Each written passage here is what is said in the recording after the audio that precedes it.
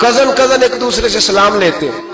بچیاں آیا کرتی تھی تو میری کبھی کبھی مجھے بتایا جاتا تھا، میں نے ایک پابندی لگا دی، بچیاں جب مدرسے میں آتی تھی کہ جو دور سے بچی آئے اس کو جس آدمی کا نام لکھا ہو بتایا جائے وہی لینے آئے. ایک دن مجھے اطلاع دی گئی کہ آپ تھوڑی دیر آئیں. میں گھر گیا تو مجھے بتلایا گیا کہ ایک بچی ہے تو اس کو جو پہلے لینے آتا تھا وہ نہیں آیا، کوئی اور آیا. میں نے اس کے بھائی کو فون کیا کہ آپ لینے نہیں آئے. کہنے لگے یہ کزن ہے ہمارا، اس کے ساتھ بھیج دیں، آپ ہمارا ہی کزن ہے، خالہ زاد ہے. میں نے کہا یار آپ کہاں ہو؟ کہنے لگے مجھے 20-25 منٹ لگ جائیں گے. تو میں نے کہا ابھی کلاسیں بھی جاری ہیں تو آپ ہی آ جانا خود ہی. کہنے لگا سب آپ بھیج دیں، مجھے اعتبار ہے اس پہ. میں نے اس کو ایک بات کہی جو آپ کو بھی کہتا ہوں. میں نے کہا یار تمہیں اعتبار ہے تو اللہ رسول کو اعتبار کیوں نہیں؟ انہوں نے کیوں غیر محرم بنایا؟ عجیب تماشا ہے. مجھے پھپھی ذات پہ، خالہ ذات پہ، ماموں ذات پر اعتبار ہے، نبی پاک کو کیوں نہیں؟ آپ کو زیادہ پیار ہے لوگوں سے یا نبی پاک کو امت سے زیادہ پیار ہے؟ کیا مطلب تماشا ہے؟ کیا مزاج بنا لیا میں نے اور آپ؟ نبی پاک نے ایک شخص پر اعتبار نہیں کیا، فرمایا اس سے پردہ کرو. آپ نے اور میں نے کیسے کر لیا؟ نبی پاک نے خالہ ذات، پھپھی ذات، دیور پر، جیٹ پر، سالے پر، بہنوئی پر اعتبار نہیں کیا، پابندی لگا دی. تو نے کیسے کیا؟ تیرے دل میں زیادہ درد ہے، تو زیادہ دین کو سمجھنے لگا ہے، انسانیت زیادہ اچھل آئی ہے تیرے اندر. اعتبار کیا ہوتا ہے؟ یاد رکھنا دنیا میں جتنے گھر تباہ ہوئے ان لوگوں کی وجہ سے نہیں ہوئے جن پر اعتبار نہیں تھا، ان کی وجہ سے ہوئے جن پر اعتبار تھا. گھر کا بیٹی لنکا ڈھائے، باہر والے آ کے کبھی بھی گھر میں کوئی نقب زنی نہیں کرتے، جب بھی کرتے ہیں اعتبار والے کرتے.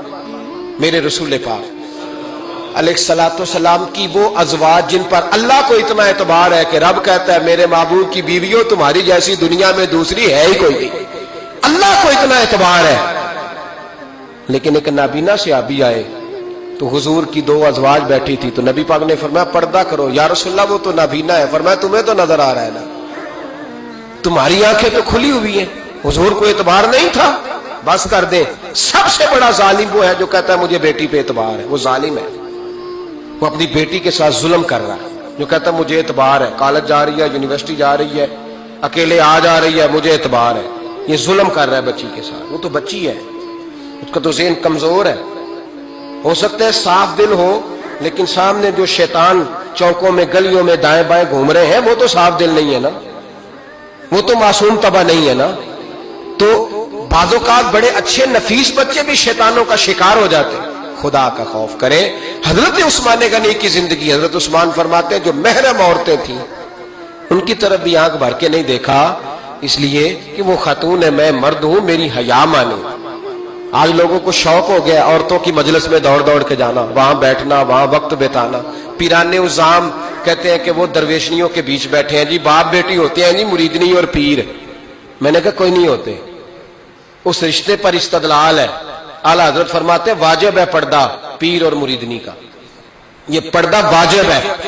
اگر کوئی شخص اس طرح بے پردہ بیعت لے گا، بیچ میں بیٹھے گا، تو اس کا تو مرید ہونا ویسے ہی حرام ہے، جائز ہی نہیں ہے. جو سارا دن تعویذ دھاگے کے لیے بیٹھا رہے اور بیویوں سے گفتگو کرتا رہے. خدا را حضرت عثمان غنی رضی اللہ تعالیٰ عنہ کی زندگی میں جو باتیں ہمیں بہت زیادہ ملتی ہیں ان میں نفاست ہے، آپ کی حیا ہے، سخاوت ہے. ایک بات اور سن لیں، بڑا ستایا گیا حضرت عثمان غنی کو، پراپوگنڈے کیے گئے، آپ کے خلاف مہم چلی. عبداللہ ابن سبا نے بڑی مہم جوئی کی آپ کے خلاف. یہودیوں نے مسلمانوں کا روپ دھار کر بڑا آپ کو ستایا، تکلیفیں دی. جی آپ اپنے رشتہ داروں کو بڑا دیتے ہیں، فرمایا کرتے تھے جیب سے دیتا ہوں، مال خزانہ سے نہیں دیتا. حضرت عثمان غنی رضی اللہ تعالیٰ عنہ کو بڑا ستایا گیا. یہ واحد خلفائے راشدین میں خلیفہ ہے جن کا 40 دن پانی بند کیا گیا، کھانا نہیں آنے دیا گیا. لیکن کمال ہستی حضرت عثمان غنی کی. مولا علی جیسے شیروں نے جا کے کہا آپ اشارہ کریں، یہ جو آپ کے خلاف نکلے ہوئے ہیں تو ایک تلوار سے مار دیے جائیں گے.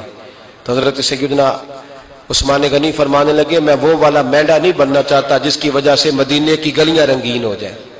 امن کا کہا آپ خلافت چھوڑ دیں. فرمایا حضور نے کہا تھا اللہ تمہیں ایک قمیض پہنائے گا، لوگ اتارنا چاہیں گے، تم نے اتارنی نہیں، صبر سے، حوصلے سے، اطمینان سے۔